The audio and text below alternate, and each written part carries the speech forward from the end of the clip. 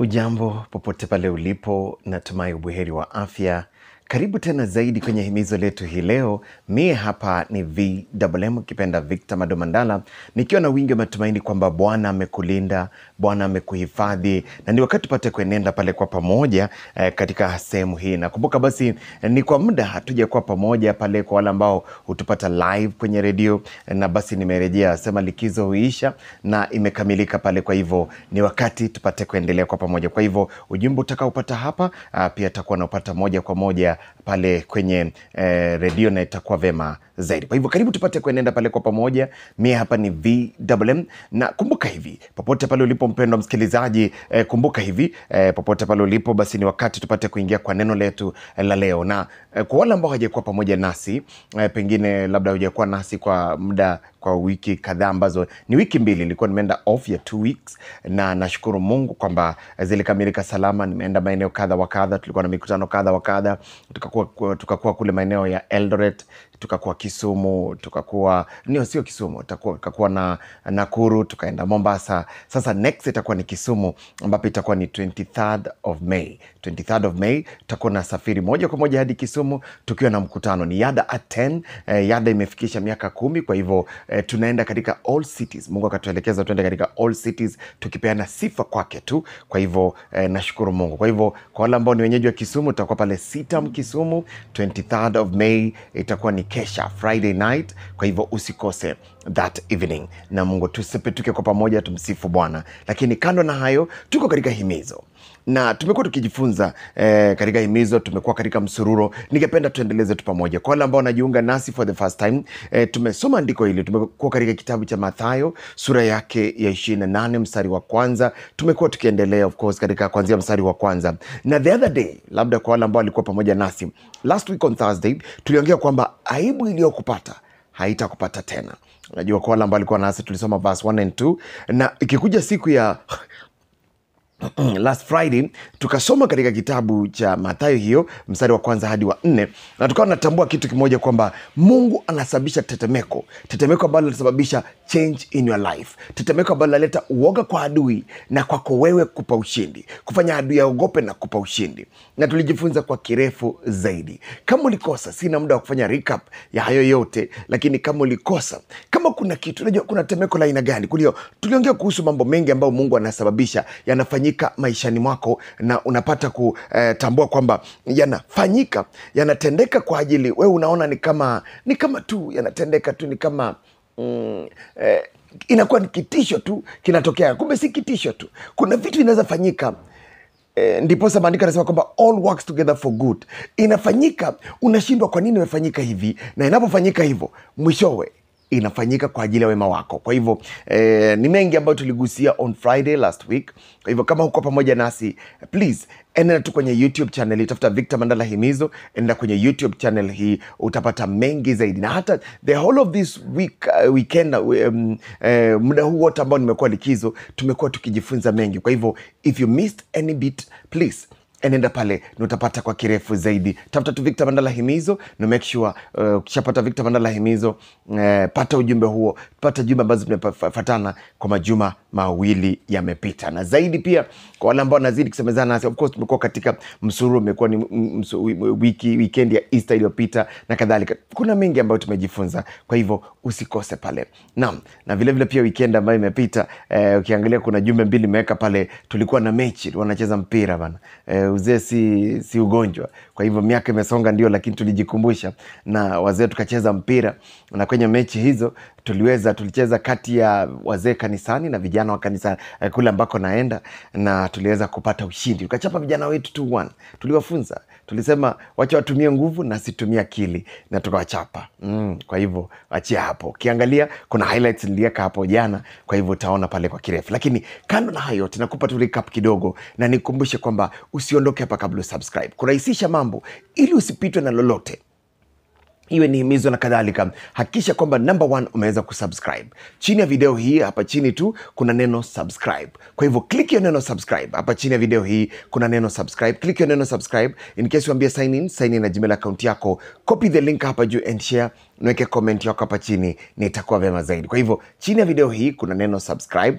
click neno subscribe, ukiambia sign in na Gmail account yako, then click notification bell. Kuna alama kengele hapa chini, just click your notification bell, copy the link hapa juu and share, niweke comment yako pale na itakuwa vema zaidi. Now, niruhusu tuendeleze pale tuliachia hapo jana, na kabla pale pia nikukumbushe kwamba iwapo umejiunga nasi for the first time, iwapo ungependa kusemezana nami, my personal mobile number ni 0722 24 39 49. Naweza nipata kwa nambari yangu ya simu ambayo ni 0722 24 39 49. Nipigie pale iwapo na swali ungependa kuuliza, ama pia na prayer request yako unaweza tuma pale SMS, tuzidi kwamba kwa pamoja, ama una maoni yoyote pia WhatsApp yangu iko wazi. Kwa hivyo either upige simu, WhatsApp, SMS ni sawa. Kwa hivyo Mungu akutende wema. Nambari nirudie tena ni 0722 24 39 49. Rudia tena 0722 24 39 49. Ndio nambari ya simu pale. Na vile vile pia huwa nakujuza kwamba ibada haijakamilika pasipo matoleo. Kwa hivyo kwako wewe ambao ungependa kutoa matoleo yako, na nikujuze kwamba tunapomaliza ibada hii usimalize na uache hivyo. Ni vema utoe sadaka yako, uweze kutoa matoleo yako, na bila shaka ndio ibada iweze kuwa complete. Nambari ya simu unaweza tumia ndio hiyo, ni 0722 24 39 49. Nambari ya simu 0722 24 39 49. Na niruhusu tuendeleze na hii leo basi tuendeleze pale tuliachia hapo siku ya Friday, na katika kitabu cha Mathayo sura yake ikiwa ni ya 28. Niruhusu tusome mstari wa kwanza hadi mstari wa 8. Tumekuwa tukisoma hapo nusu, natumai basi tutapata kuendeleza until verse 8. Matthew chapter 28. Tunasemaje ndio angalau tuendelee vizuri. Na Matthew chapter 28 verse 1 to verse 7, to verse 8. Biblia inasema vipi?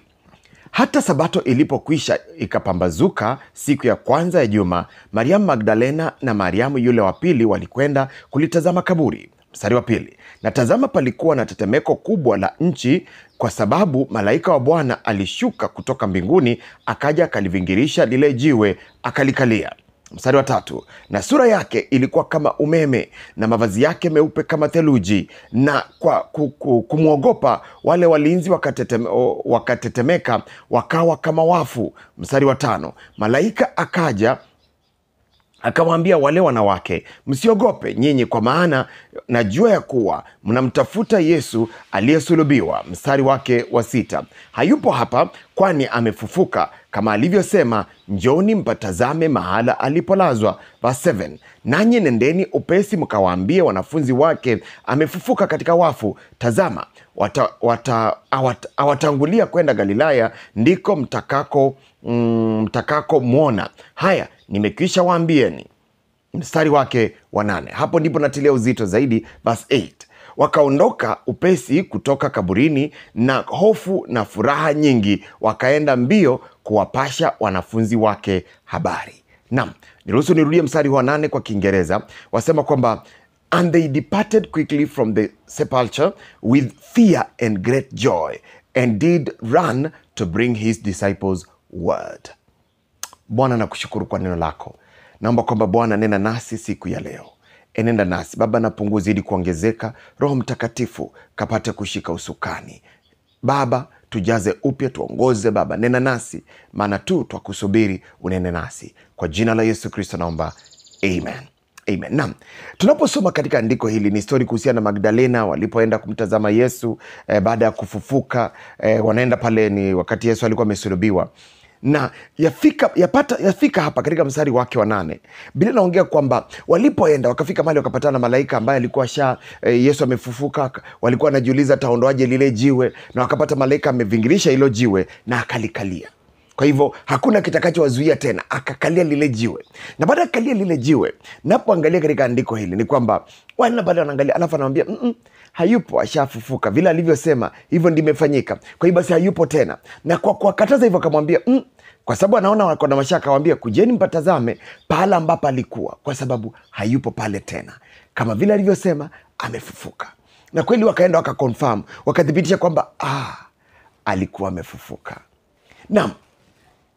Kile ambacho naangalia pale na kutazama ni kwamba hao Magdalena na mwenzake wakatoka pale. Biblia inasema katika mstari wa 8 kwamba wakiwa number 1 kwa hofu, wakiwa na uoga. Wanaogopa nini? Na number 2, ukiangalia the same verse inasema kwamba na furaha nyingi. Naanza kuangalia, was it a mistake? No, it wasn't a mistake. Yani kwa sentensi moja maneno yanafuatana kwamba wanauoga na the same time pia wako na furaha nyingi.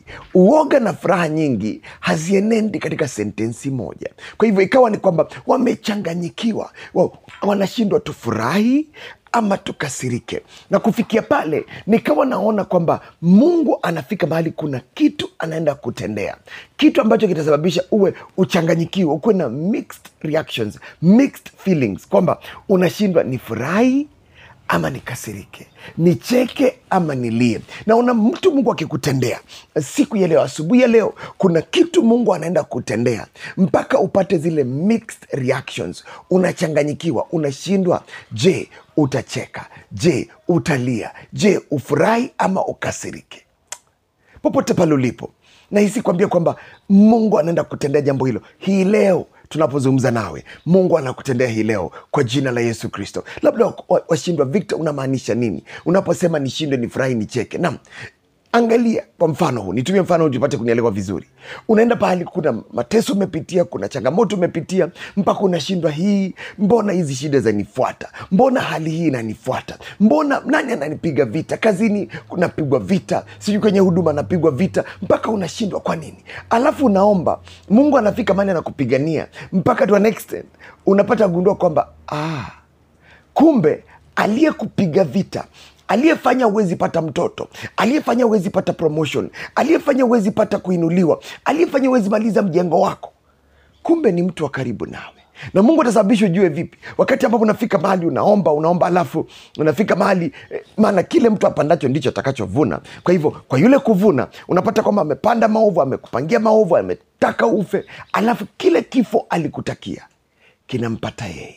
Unapata kuomba, alafu unapata yule ambaye anaaga dunia na anafika mahali ana confess. Unajua mmewatch hizi movie, unasikia mtu anasema confess, wana confess madhambi zao, alafu anaaga dunia. Anafika mahali ana confess, anasema mimi ndio nilifanya mtoto wa so and so asipate mtoto, ndio nimefanya so and so asipate promotion, ndio nimefanya so and so pesa zake zimepotea, hawezi pata kazi tena na kadhalika. Kwa hivyo umekuwa ukilia, kumbe machozi yako unalia na aliyekufanya uwe jinsi ulivyo, anayekufanya ulie ni mtu wa karibu nawe. Maybe ni uncle, maybe ni auntie, maybe relative fulani, maybe ni neighbor, maybe unasikia vibaya. Kwa hivyo anapovuna kile ambacho amepanda mwenyewe, unashindwa, should I be happy kwamba amevuna, ameaga dunia, mtoto wake ndiye ameaga dunia?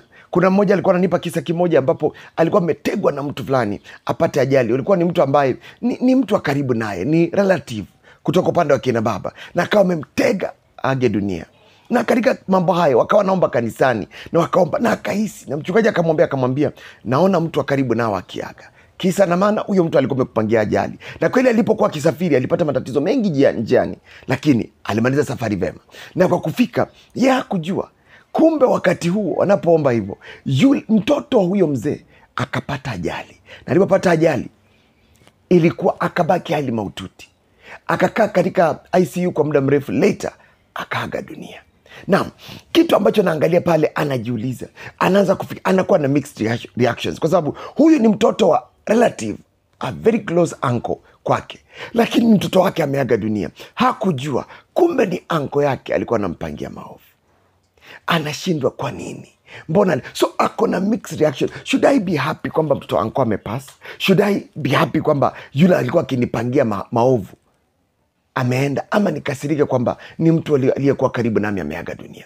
Wacha nikwambie, kuna watu ambao wafikiria ni marafiki, hata wengine ni pale kanisani, wacha kanisani, wengine ni pale kazini. Unakaa nao, mnakula lunch pamoja, mnapanga vitu pamoja, mnafanya kazi pamoja, kumbe ni kidonda ndugu, kumbe anakutafuta maneno. Ni wakati Mungu leo kuna wengine wanakuwa transferred, wengine wanavuna kile ambacho kama alikuwa anakupangia kifo, anavuna hicho. Kama hata gairi njia zake na kutubu na kuachana njia zake na kuconfess madhambi zake, ni wakati anavuna mwenyewe, anavuna kila alichokipanda. Bwana anabadilisha. Mungu anabadilisha, anakupa hali ya mixed reactions, kwamba unashindwa nicheke au nilie, nifurahi ama nikasirike. Maana ukiangalia wanafunzi wake walifika mahali ambapo ukiwaangalia wanafika mahali ambapo yani wana uoga mwingi na pia wana furaha. Sasa anashindwa uoga na furaha. Kwa nini wanaogopa? Je, wale wenye walikuwa wanamtesa Yesu, wale ambao walimweka hapa, wakaweka walinzi hapa, je, watatufanyia nini wakijua ukweli kwamba Yesu amefufuka vile ambavyo walikuwa wanakataa? Na kwa upande mwingine unaona alisema atafufuka siku ya tatu, na kweli alisema ukweli. Kila alichoahidi kimetimia, na kwa maisha yako kile Mungu aliahidi kinakuja kutimia. Na wale ambao walikuwa wanakupangia maovu wanapata kuvuna maovu yao wenyewe kwa jina la Yesu Kristo. Mungu akakupe those mixed feelings in your body, mixed reactions, mixed actions katika mwili wako, upate kushindwa. Je, nicheke, nilie, nifurahi, nikasirike? Kwa sababu Mungu amekushindania. At long last, kile ambacho mimi najali pale ni kwamba Mungu anaenda kukupa ushindi. Mungu anaenda kupigania kile ambacho walikuwa wanaona amekuweza. Utaangamia, hautapata promotion tena, hautapata watoto, hutawahi wala kuolewa, hautawahi faulu maishani, hutawahi jenga, naam, hutawahi pata mwana. Basi ndio hii inafanyika. Mungu anakupa ushindi kwa jina la Yesu Kristo. Haijalishi feelings ambazo una feel ndani mwako, lakini Bwana anaenda kukupa kicheko. The last laugh ni wewe ambao unaenda kupata kwa jina la Yesu Kristo. Usikate tamaa, usione kama umefika mwisho, hutaifaulu tena. Bwana anaenda kupa ushindi kwa jina la Yesu Kristo. Amen. Amen. Mimi hapa ni VMM, ukipenda Victor Mandala. Nikukumbushe kwamba ibada haijakamilika pasi matoleo. Ni wakati basi unaweza kutoa sadaka zako tuweze kutoa pale, nitakuwa vema zaidi. Nambari unaweza kutumia ni 0722 24 39 49 0722 24 39 49. Na nikukumbushe kwamba iwapo una hitaji la maombi, una swali, una maoni ambayo ungependa kutoa, nambari pia kutumia ni hiyo hiyo 0722 24 39 49. Tuma pale SMS, WhatsApp na kadhalika, na Mungu akutende wema. 0722 24 39 49 0722 24 39 49.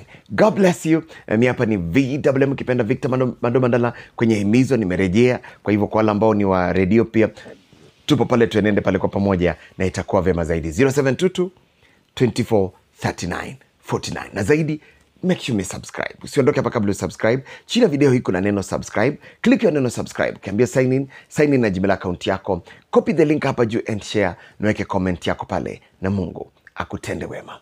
VMM, kipenda Victor Mandala. Subscribe. God bless you and bye bye. Na katika yote, kumbuka kwamba Mungu anaenda kukupa kicheko. Kile walikupangia kiovu, unafika mahali wewe ndio unakuwa na the last laugh. Na naona tu ukipata mixed feelings kwamba nilie nicheke, lakini uzuri ni kwamba ni kutokana na yale Mungu anaenda kutendea siku ya leo kwa jina la Yesu. Amen. Shalom. God bless you.